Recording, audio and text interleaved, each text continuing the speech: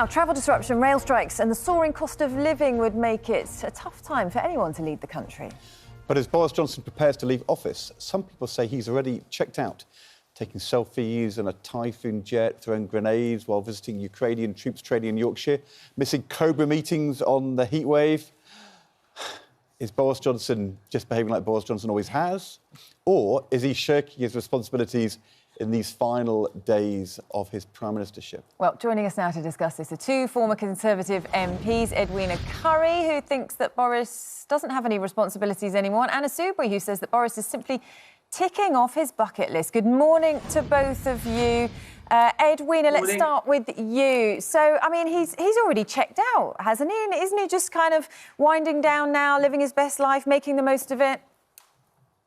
He's here, as I think you can see behind me. He was here. We had a party yesterday afternoon for the Conservative Party, and we raised over £1,000. Lots of new members, really good new faces. So I think the Conservative Party's in good shape. There's an idea that somehow if the Prime Minister is not actually sitting in his seat in the Cabinet Office, nothing is happening. And that is complete rubbish. As Anna well knows, there is all sorts of other people in Whitehall and in the ministries who are busy doing the jobs. You're never not covered. There's always a minister on duty. There's always civil servants on duty, very senior ones. And it's silly season. I mean, August is a time when Parliament isn't sitting, no legislation is having to be taken through Parliament and so on. I'd say, good luck to Boris. Yeah, the country still needs to... He was absolutely super about Ukraine, and what he was doing was visiting the training of Ukrainian soldiers on British soil, and I think that's absolutely the right thing to do. But the country still needs to be run, doesn't it? There are a lot of big issues going on at the moment. We were talking about the travel disruption, the rail strikes, soaring cost of living, energy prices going up. He's not reading briefing papers when he's in a typhoon or having a party at Chequers, is he? Well, there's also a myth around, and it's put around mainly by socialists who truly believe it, that actually the Prime Minister and the government run everything, should run everything, and are responsible for everything, and that's not true. If we're going to cope in a heat wave, the intelligent thing to do is for most of us to get in the shade and drink more water, which is actually what So we don't really need a Prime Minister then? Is the country's run by civil servants? We need less government. Oh, I'm so glad you put it so well. We need less government, and we need more trusting people to take intelligent decisions on their own behalf. Edwina, when you were a senior minister in the government, can you imagine John Major ever behaving like this? Well, I can imagine Ed Balls behaving like this, and I'm sure you did. I'm sure you took holidays. I'm sure you did. I'm sure you got fed up with the idea that actually government is responsible for absolutely everything, and what on earth are they doing having a holiday? Edwina, that was a politician's answer. You didn't answer my question. Can you imagine? Look, I've never thrown a grenade, been in a typhoon, but John Major was the Prime Minister. He had a period when he was standing down. Can you imagine him deciding to behave like this? I mean, really? Margaret Thatcher didn't behave like this. Well, Margaret Thatcher drove tanks and that sort of thing. Of course she did, and that's where much of the image comes from. But Margaret famously didn't enjoy being on holiday and was itching to get back after just a few days. And every single Prime Minister since, including Tony Blair, your boss, and Gordon Brown, were absolutely in despair about this idea that the only way that this country actually runs is to have the Prime Minister in Downing Street, and it grinds to a halt otherwise. No, it doesn't. And the less we have of that silly idea, you and I know, and so does Anna. Well, let's see what Anna thinks. I'm not sure why you won't answer the question about John Major, Edwina. I mean, no. John Major? You're asking the wrong question, perhaps. Any other questions you want to ask about John Major, or should we move on to that point? These days, I ask the questions and you don't answer them. I'm not in politics anymore, so I can answer the question. Boris and I can answer the question, and my spitting image public can answer the question in the way that we think is fit. And I think there's too much government, far too much expectation. Would John Major have ever behaved like this? Would John Major have ever behaved like this? No, of course not. You better ask him. Anna, let's bring you in at this point in that case. Edwina's saying there he doesn't need to be at his desk to get everything done. Others are running the country and, he deserves a holiday at the same time. What do you think? Well, it's interesting, isn't it? Because Edwina's not saying that actually Boris Johnson is carrying on working, and that is the most important issue here. Look, we have a number of, in the real world, a number of very serious matters that need addressing urgently. One, of course, is what's going on at Dover and at Felixstowe, and the real problems there with people trying to get away on holiday. These appalling queues, people waiting 20 hours, as you are reporting on.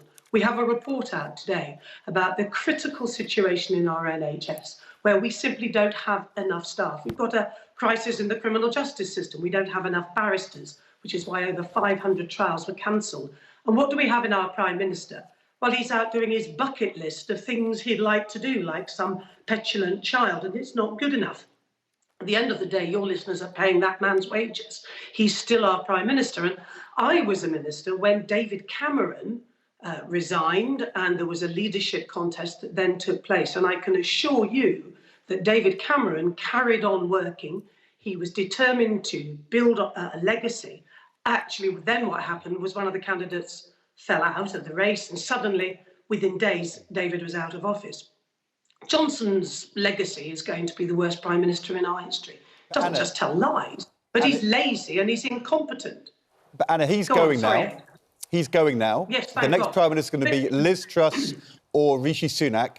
Can you imagine rejoining the Conservative Party if both of them or either of them win? Good God, no.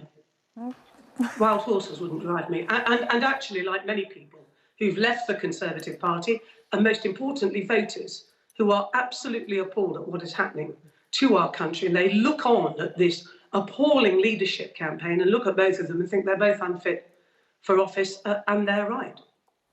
Yeah, Edwina, sorry, go on. No, I was just going to say, Edwina, what do you make of that? Go on, continue, Anna. There was just another point, which Edwina rightly made the point, that there will be many officials who will carry on working.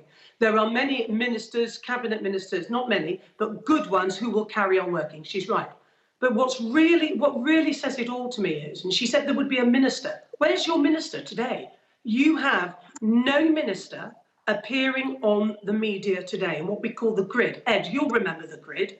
You always had somebody who would go out and do the media. There is nobody on your programme, no minister, which means the workings of government and the people of this country are entitled to have a government that's working. None of that is happening. And who's responsible? The bloke at the top, Boris Johnson.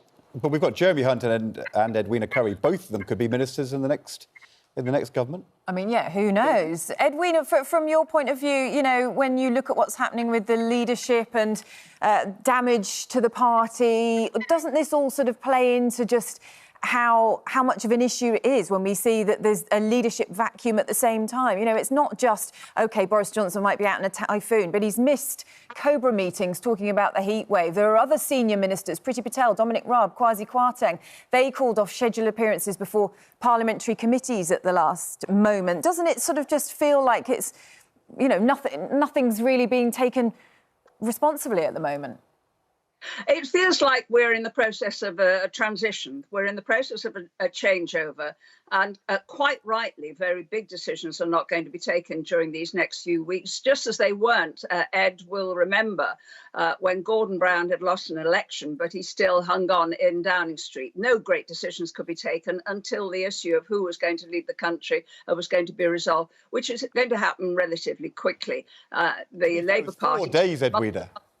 Who's their leader? It was 4 days, not 6-8 weeks. But I've got to ask you, Edwina, given that you're with us, you had this big party yesterday.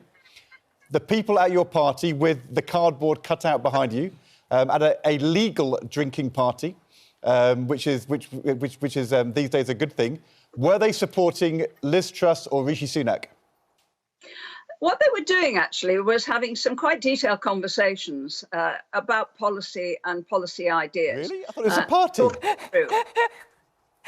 Let me answer your question in my own way, all right?